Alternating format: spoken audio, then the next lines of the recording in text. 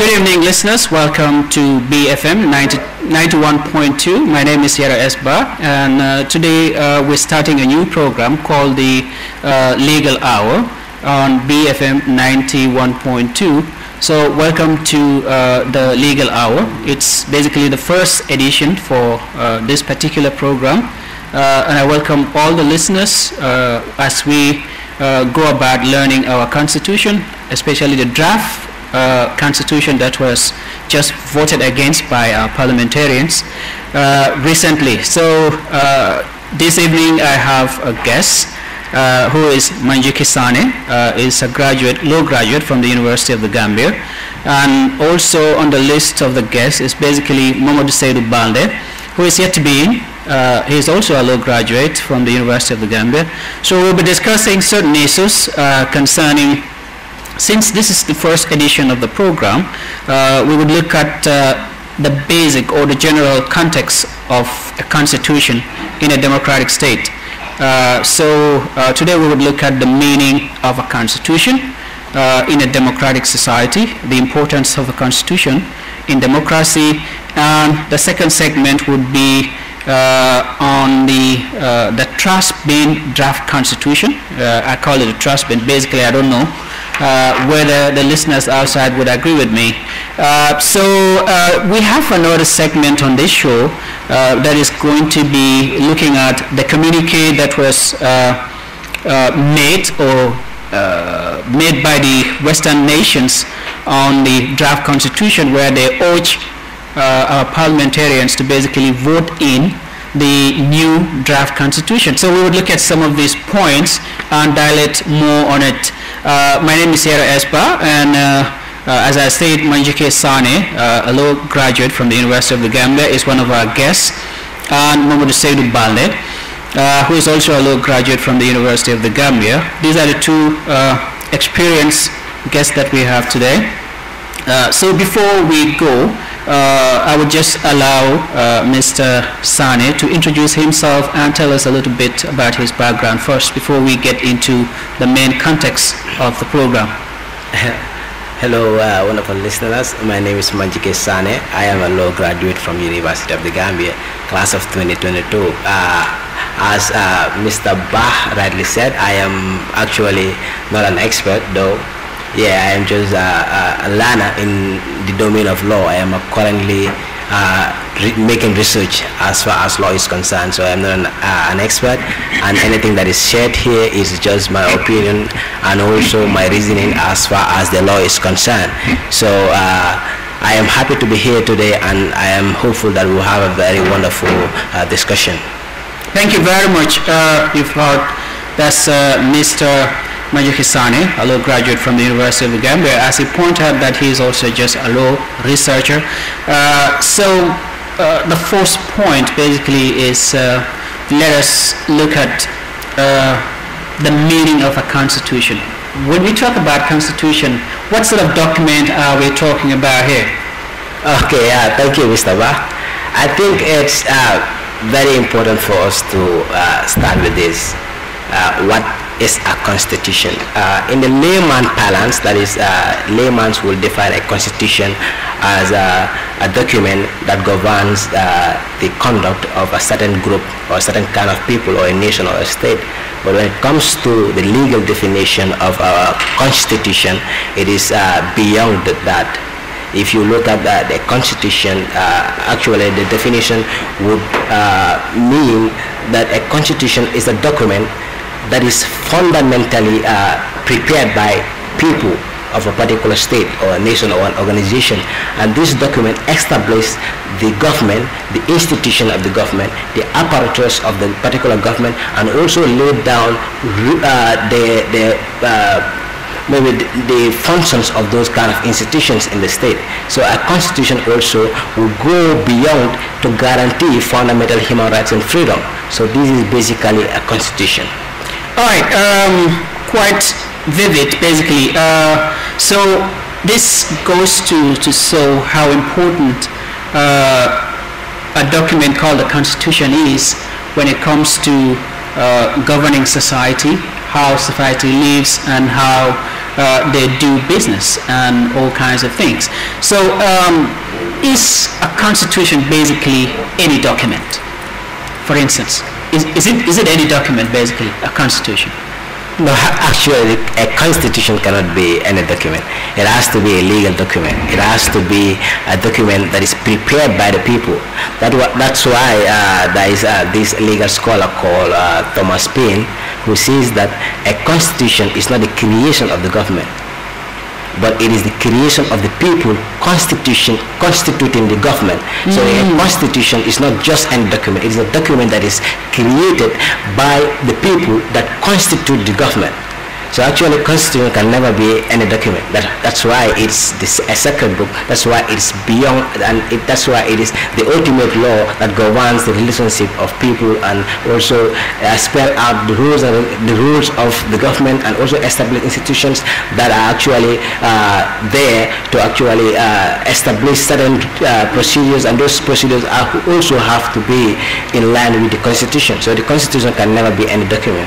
So it cannot be any document that we can call a constitution, especially a national constitution. You painted a particular point which is really important, and that is, it is not a document that is made by the government, but by the people who constitute the government. So right now, how would you link that point to our current situation with regards to the draft constitution that was just voted against by our parliamentarians? Can you please come again? Yes, so you were saying like the constitution is not any document.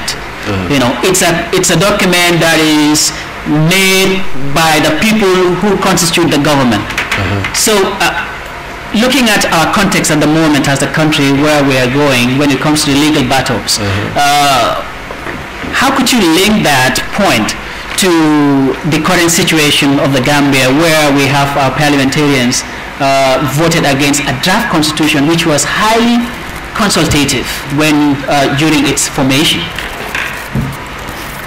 Yes, actually this has been my argument. If you've been following me on my Facebook post, I've always been saying this, and I think I also have to say it here as well. The parliament do not have any right to vote out. I think this should be coming. I was expecting this to come in our subsequent discussions. Sure. I can still say it right now that the parliament do not have any right whatsoever to tamper with the constitution.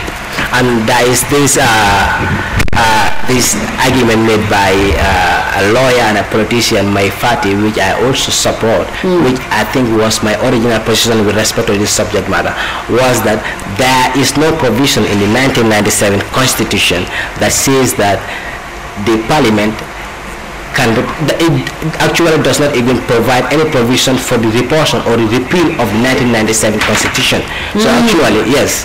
So people that rely on the repeal, the procedures that need to be followed for the Constitution, the 1997 Constitution to be repealed, were actually using the provision of Section 226, which is actually, I would say, misconstrued. My party further went to say, which I also support, that the Constitution, that is the 1997 Constitution, actually did not foresee the repulsion. That means it actually did not have this provision that will say, now if, for example, there is a certain stage in the life of these people that they don't need this constitution, what are the procedures that needs to be followed for this particular constitution to be repealed? There is no provision basically that says what are the procedures that needs to be followed. So they actually follow that provision that I would say is misconstrued. So, in a sense, like the 1997 Constitution, you're trying to say it was blind. Absolutely. When it comes to the repulsion of it.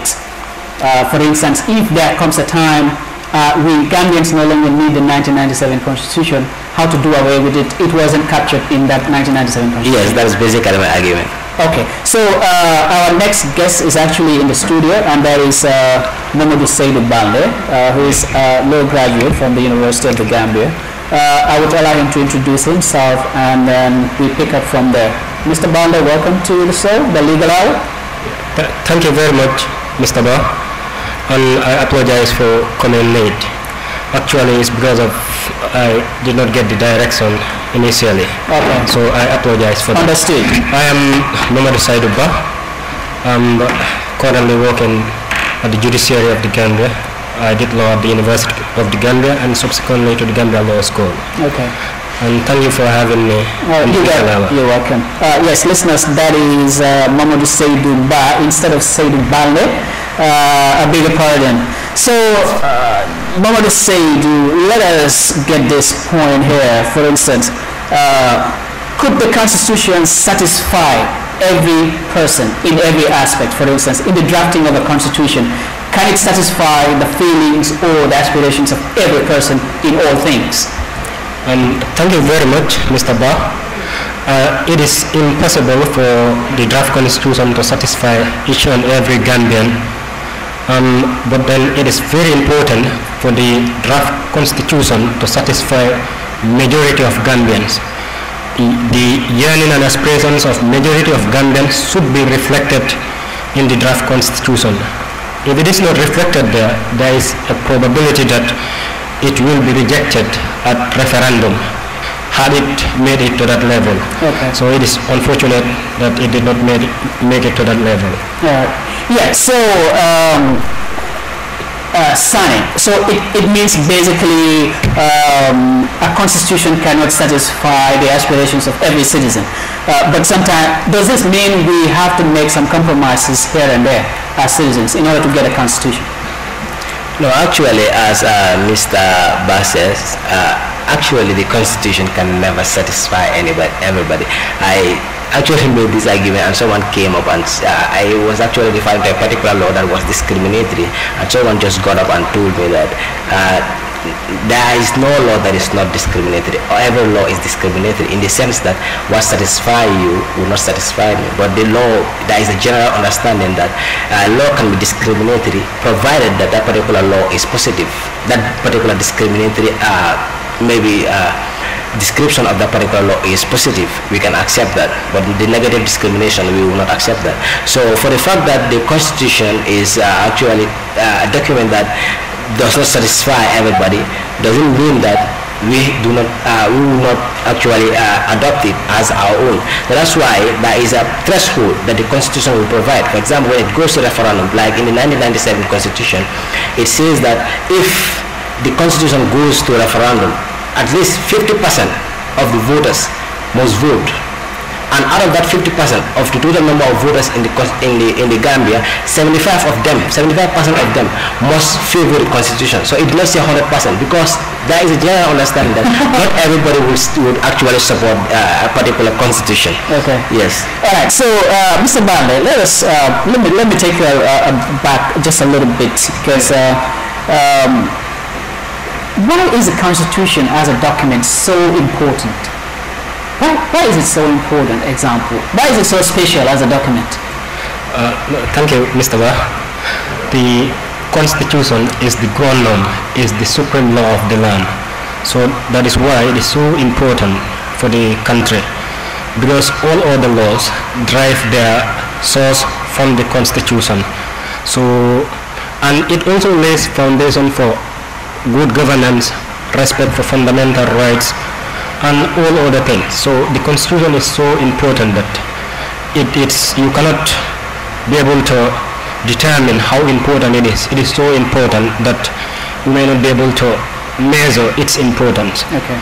So that's why you hear all this noise that this provision of the Constitution did not favor X, Y, and Z, because we know that if it passes through referendum, that's the end of it. Even if you are at a disadvantage, you may not be able to argue that before a court of law because it's conspicuously written in the Constitution that it is X, Y, and Z. So there is nothing that you can do. Thank you. Yeah. So listeners, you're listening to BFM 91.2. My name is Yara Esba, and you're listening to the Legal Hour.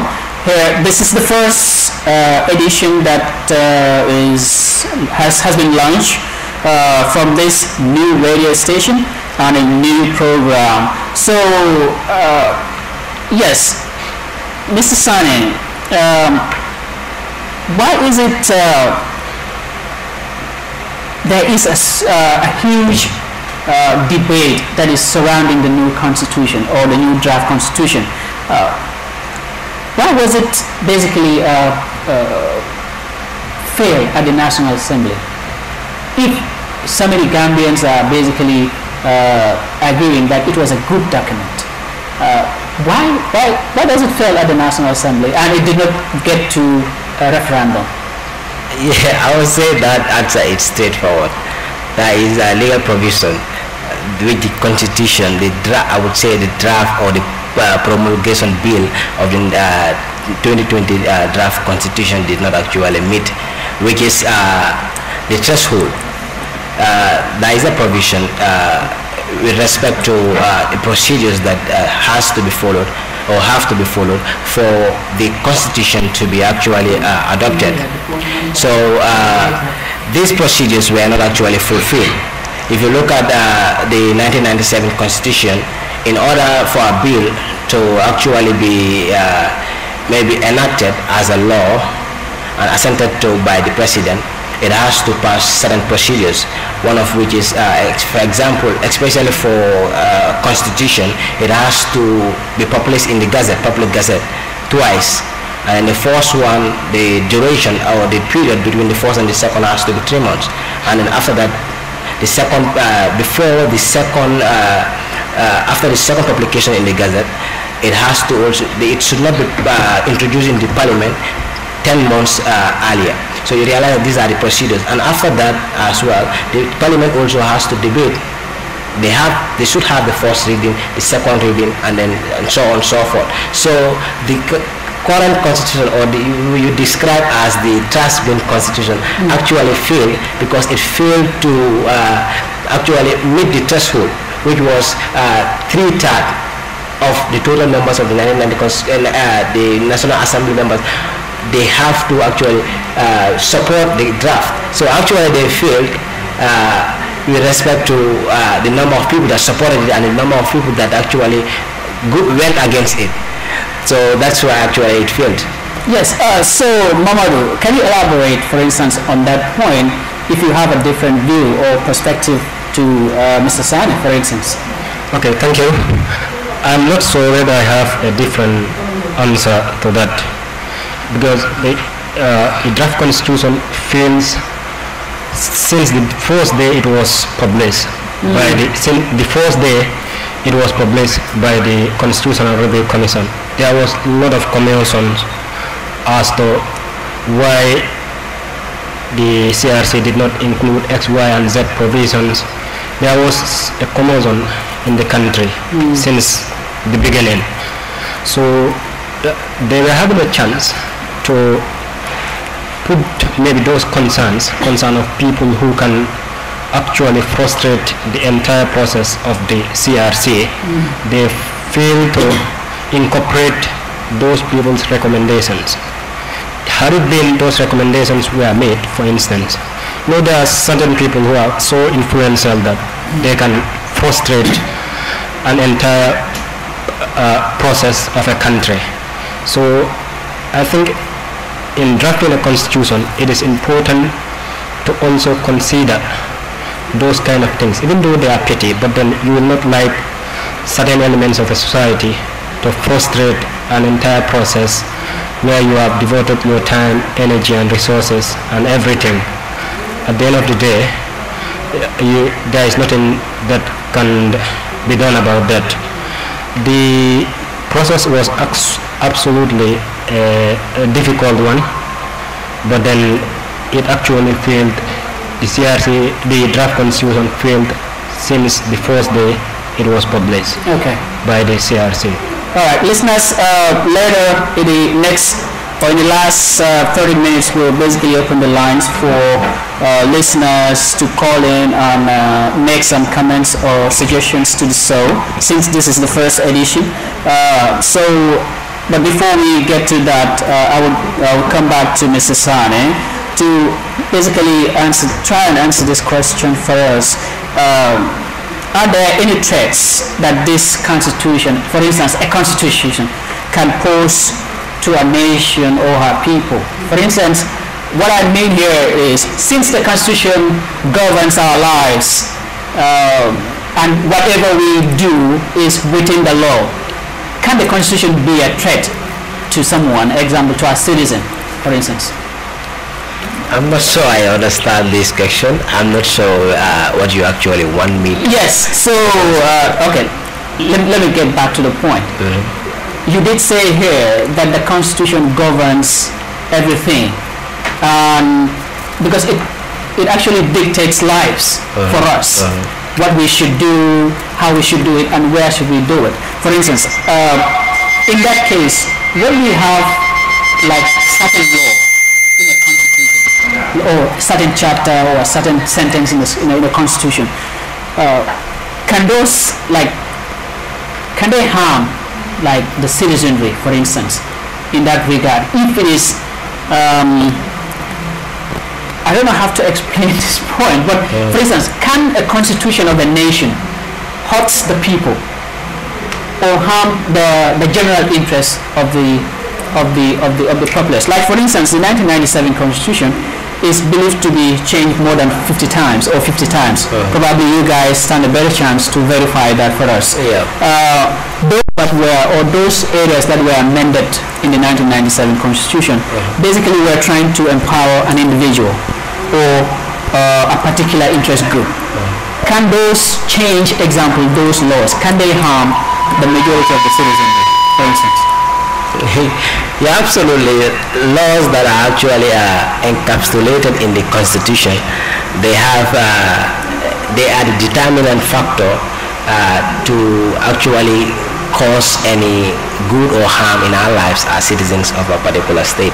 So if a particular provision of the Constitution states this, there is no law, there is no judge, there is no authority that can go against those kind of provisions. So as soon as a particular law or a particular provision is captured in the Constitution, it means that everyone is bound by that particular provision, regardless of whether you support the provision or not. So I know amendments, over 50 amendments were made to the 1997 Constitution. Some of them were actually illegally made, as alleged by a good number of people, because there were clauses that we refer to as entrenched clauses, and these entrenched clauses mean they can never be changed, or they are not subject to change like any other clause. They have to pass through certain procedures, one of which is they have to even go through referendum, so that people can say whether they want that particular provision to change or not. So some of the provisions in the Constitution were changed without following due procedure of the law, which were illegally made.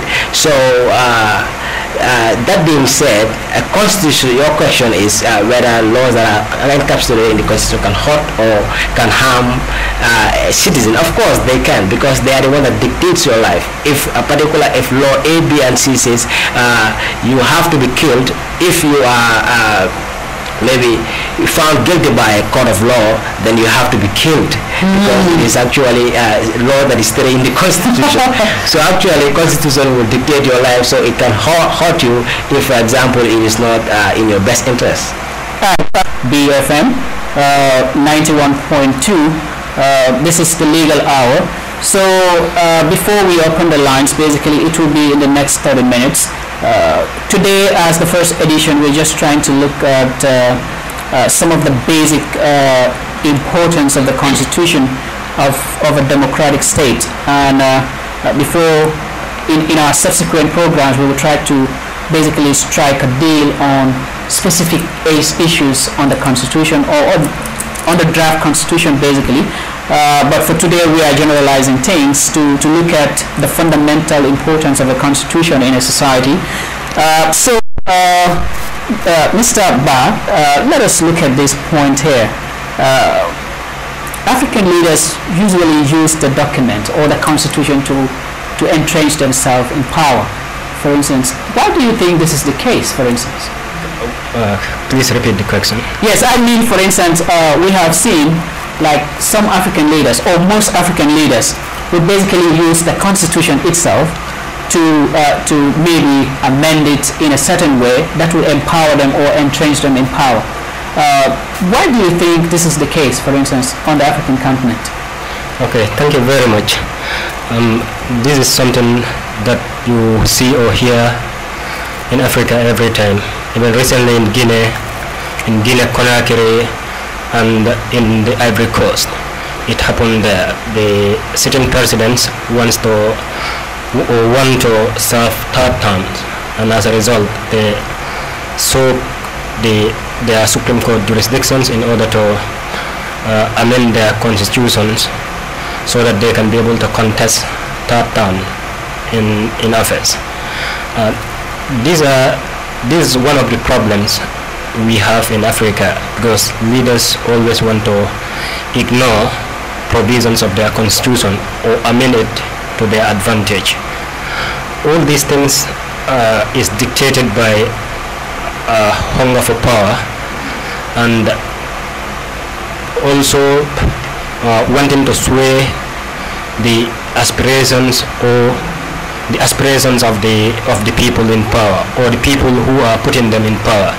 Because if a constitution says you can only serve 2 terms in office, you want to extend it, you want to serve, for instance, a third term, it's always bring chaos in Africa, and it's because of hunger for power. That's why we always see this in Africa. Right. Yeah, Mr. Sane, what's your take on this particular area? Like so many leaders, as I said, would basically use the Constitution, which is most of the times is really a good document, but would try one way or another to change the document or amend certain places to entrench themselves in power. For instance, the Gambians are a better example, for instance, where the Constitution, 1997 Constitution, was changed basically 50 times or more to empower one individual.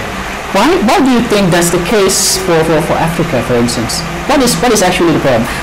It doesn't mean like our legal documents were not properly architected to prevent this kind of people from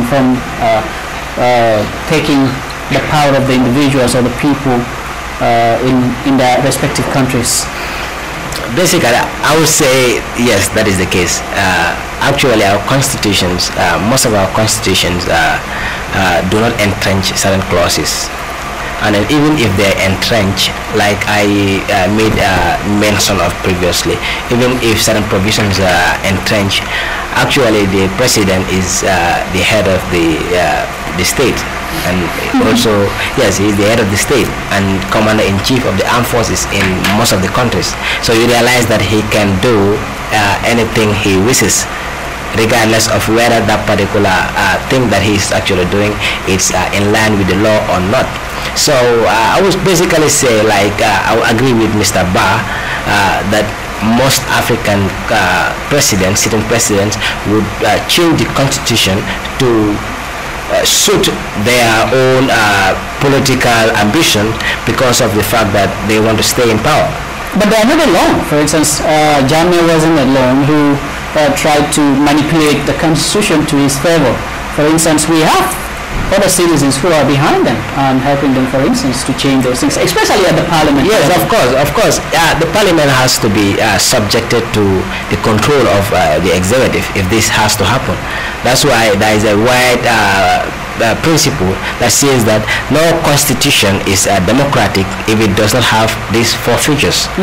Yes, and these 4 features is that the first feature is about parliament.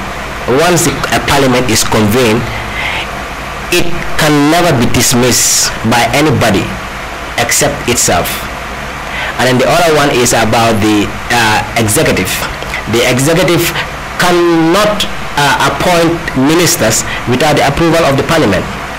And judges once appointed should not also be subject to control by any other authority. And then the final one, which is the 4th one, is about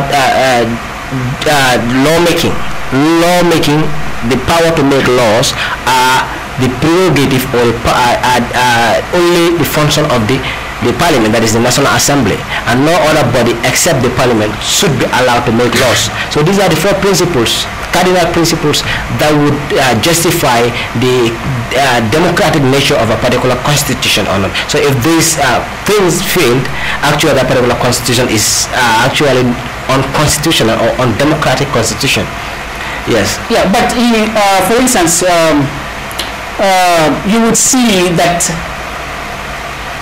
certain constitutions may have like the entering clause that you said, for instance, where it needs a referendum before it can be changed.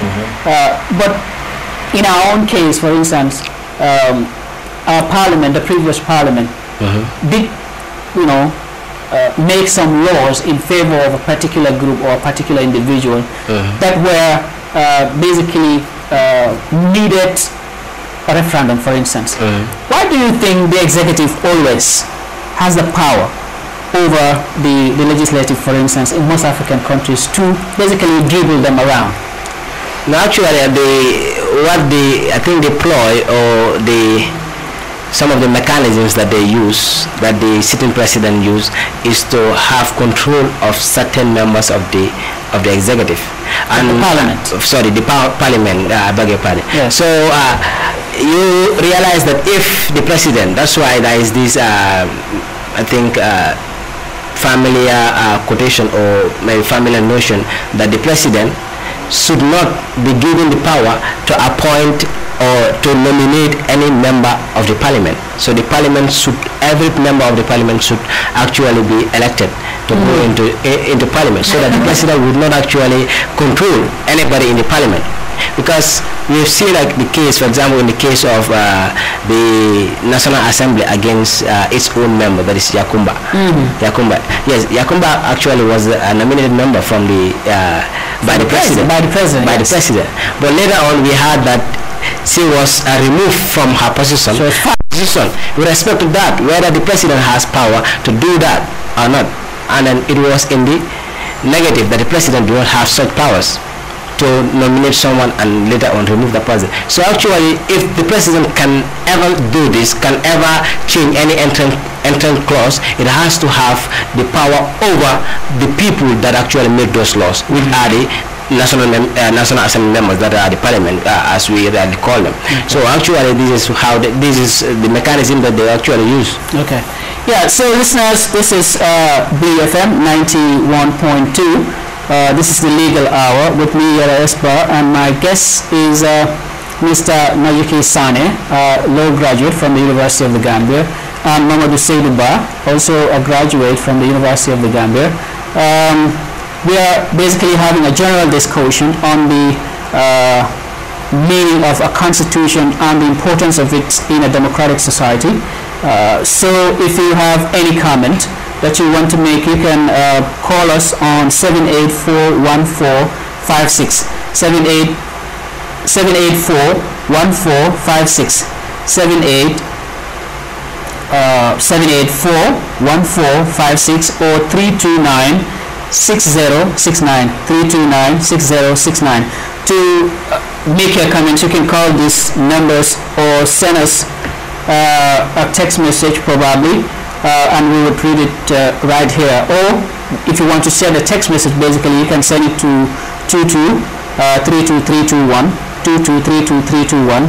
If you want to make a call, call 784-1456, 784-1456, or 329-6069. Mr. Ba, let us look at this place. Why do we have to change constitutions whenever a new government comes into play? Thank you. One of the reasons why we change constitutions is to make room for a better law, because most of the time people will see that there is this particular law in the constitution that need to be changed so that they can cater for the yearning and aspirations of majority of people who elected the new government in power. For instance, in the 1997 constitution, when this new government came, there were certain provisions that they change in order to cater for what majority of Gambians needed. Like there was this provision in the 1997 constitutions which provides that if a National Assembly member is sacked by the party that elected them, they automatically lose their seats in parliament, which was to me a bad law because National Assembly members, they are there to serve the interests of the party instead of the interests of the people that they are representing, regardless of whether they vote for them during the time of elections or not. But then they are there to represent their interests.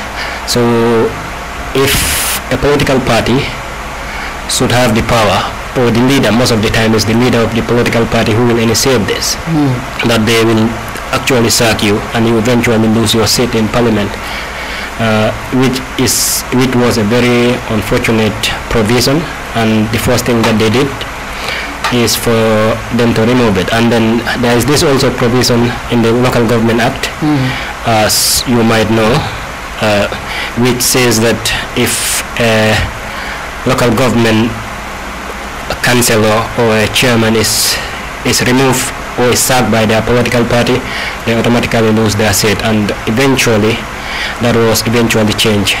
So these are the kind of provisions that a new government will always look forward to changing in order to provide for a room for a progressive society, because you cannot be serving a government and you are always scared of being sacked by a political party, even though you are doing actually great for the people that you are representing.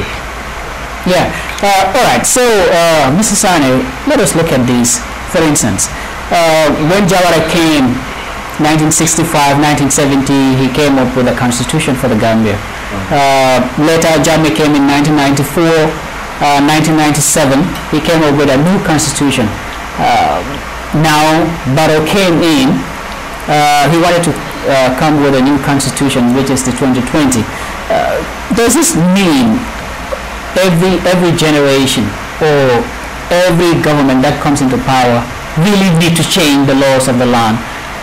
No, not actually. Governments actually, I think it depends on what kind of constitution you made. For the case of Jammeh, who actually came into power by overthrowing a legitimate government, also there is this principle in law that if you overthrow a government, you overthrow the constitution. Yes, so if you actually come into power through the barrel of the gun, it means that you cannot retain the particular constitution that you actually violated, because any genuine constitution has a provision that would actually make it a law that nobody can actually claim to power, can be president of a particular state without being voted into that particular position by the people. So if you violate a particular provision of the constitution, then your government will be recognized by that particular constitution as an illegitimate government. So the first thing that you have to do is to throw that constitution and prepare your own constitution. So for that of Jammeh, it's a special case. But when it comes to the Third Republic, which is the government of Barrow, there was this strong argument made by Halifa Saleh, who said that the constitution need not to actually be repealed in total. He is actually advocating for the constitution to be just amended. Provisions that we need, let us just retain the provisions that we do not need. Let us just try and remove them by repealing them and bring another constitution, or amending them and bring new provisions that will suit our interests and our aspiration as citizens of the country. And I think this is a very, very strong argument. But I don't know why the new government actually want to come up with a constitution. Maybe it's because of their conviction that actually the constitution will not serve their best interest, or because maybe the previous government would actually thrive or would actually have some upper hand when it comes to certain legal procedures that they want to actually maybe institute against the previous government. If you could remember, there was this call for the prosecution of the former government. There was this call for the prosecution of those that aided and abetted the former government. So all these things could not be possible using the 1997 constitution, because Jammeh, I don't know how he changed this provision, how he maneuvered to get legal minds to change provisions to suit his interests even after him. I think he has actually foreseen what will happen, the consequence of what actually will happen after his government. So he has these provisions in the constitution that will even protect him after he leaves power. Yes. So that's why I think that is one of the reasons why the current government actually wants to have a new constitution that would just repeal, that would just throw the other constitution, that is the 1997 constitution, that is widely called the Jammeh's constitution, but and have a new one. Yes, but is it possible, Mr. Barr, for instance, was it really a genuine argument to make, for instance, to say there is no need to overhaul the whole 1997 constitution, like Khalifa suggested, that we can just move in and amend some of the provisions, as Mr. Sane said? Was it a viable argument for that? Thank you, Mr. Barr. I think that is a valid agreement. It's a valid argument that we did not need a new constitution. We just needed to amend the 1997 constitution, because until today we have some fine provisions that even should be included. You mean the 1997? In the 1997 constitution, we still have some fine provisions that I think even the draft constitution must have captured. Yes, there are certain provisions in the 1997 constitution that should have been amended to make it perfect, like providing for majority rule, providing for term limit. There are some things like that. We could have not have wasted this huge amount of money, and at the end of the day we did not see, or we did not achieve what we wanted to achieve.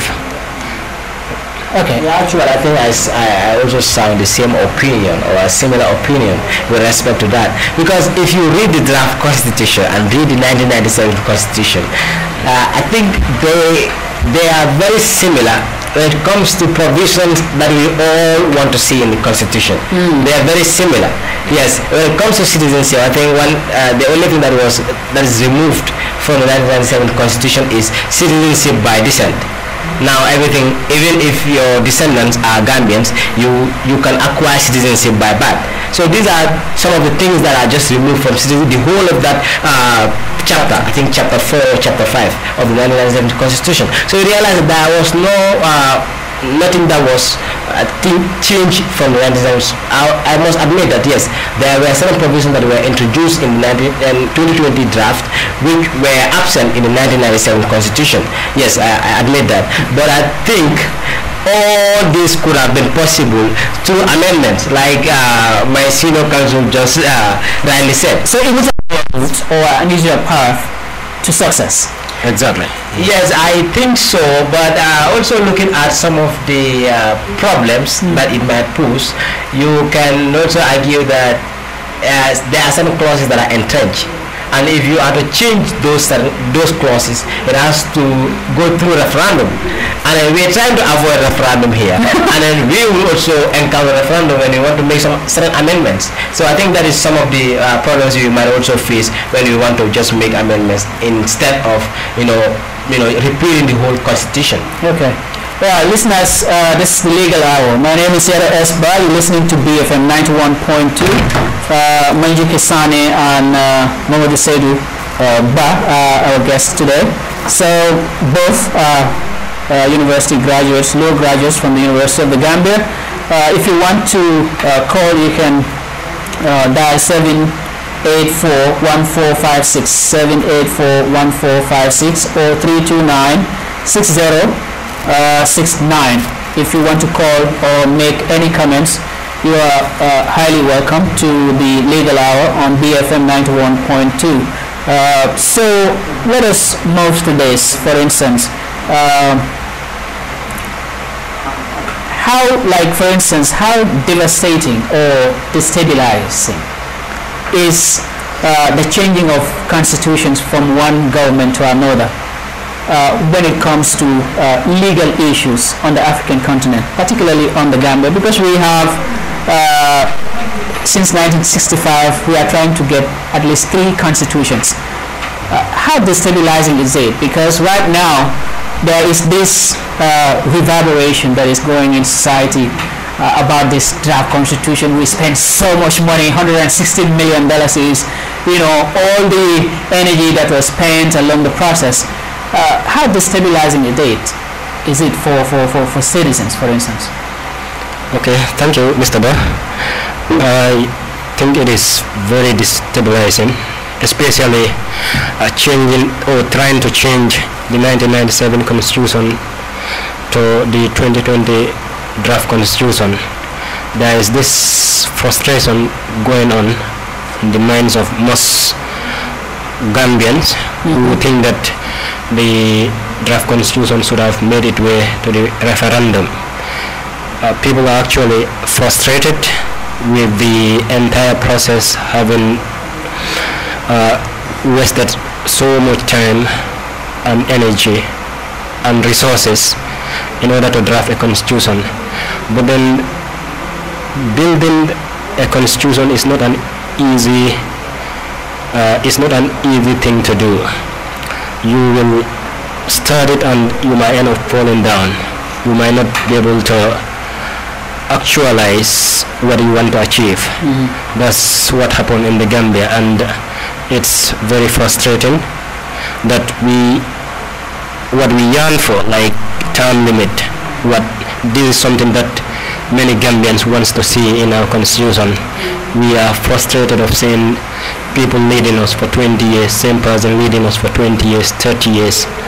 And it's, even with our current generation, it is very possible for someone to continue leading us if our constitution did not provide for term limit. And if that happens, our democracy and even good governance can be retarded, because people have different ways of tackling issues. There are some who can tackle issues more progressively than others. And if that happens, if for instance someone who is not progressive happens to be leading us, we will not have something that will actually take us forward, that will provide for developments, good governance and stuff like that. But then with frequent changes, like every 10 years or every 5 years, anybody who comes will want to do something that the former government did not do. And if you know that you are to serve for only 10 years at most, or at least 5 years, if for instance you want to seek a second term, if you are serving for 5 years and you want to go for 10 years, you will actually want to do things that will make you win a second term. If you are not doing development oriented activities, the people might kick you out at the end of the day. So building a constitution, it's very frustrating, and I think we should not be tired of, if we cannot amend the constitution to provide for the aspirations of Gambians, we should not be tired of actually campaigning to get a new constitution, a progressive one. The draft constitution, actually, I don't know whether you read there, it's a very progressive one, subject to some amendments or removal of certain provisions which are actually there to protect the interests of some very few people in the country. It's a very fine one, the draft, it was a very fine one, but then there are certain provisions that could have been removed from it. We'll get to that. Yes. Yes. Thank you very much, Mr. Ba. we're just some few minutes away from the commercial break. So you're listening to the Legal Hour with me, Yara Esba, and Majika Sani and Mamadou Seiduba are our legal guests here. They are both law graduates from the University of the Gambia. So before the break, I'll just announce some of the numbers that you can call in to make your contributions. 7841456 or 3296069. I think it's time for the commercial break.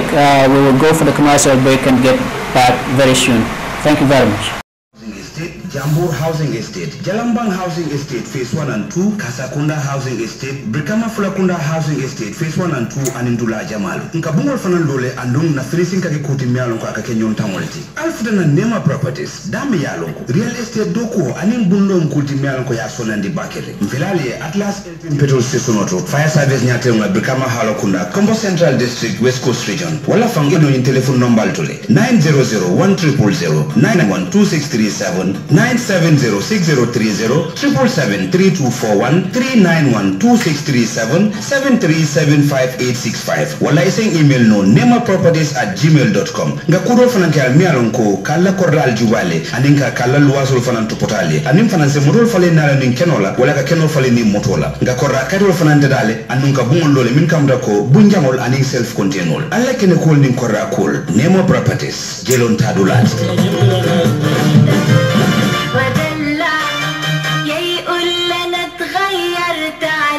Zame sisoko habatu nindong nanti nila da kalda handi alla kura wala ani kulya ko o wato tambita da kafa ko kura ben na jaral ta sisoko habatu nga sala jele min kam ta ko ni fire black sea powder nga jaralo fana so to wala mi ala ko da kulya ko so la futu mo amin sol fana min kay kulya ko kila mo so na da krimo so do mo so mi ala ko la ta kesin ko wala wala la ta ke balo fana na da ni go so sa me ba pin mi ala ko alfan ni mo kesi na fala ko dinu ni karakter ya dale ko ya fana so mi ala ko akapaya jarale nara ni krimo fana so sena pa krimo fana mi jere na da ni bin so mi ala ko kemi la ta ke fana sa sa ko mi ala ko kemi ni so be so na fala nara ni kana ko so le mi ala ko akabala na nyama isen tara na bunda ba ni le hay ko dala be kama nema wala fa ko so ko no telefono 3354734 3025745 2196766 wala 6819666 Drame Sisoko Habatu Sawa Nilen Mult Milna da Kaldahan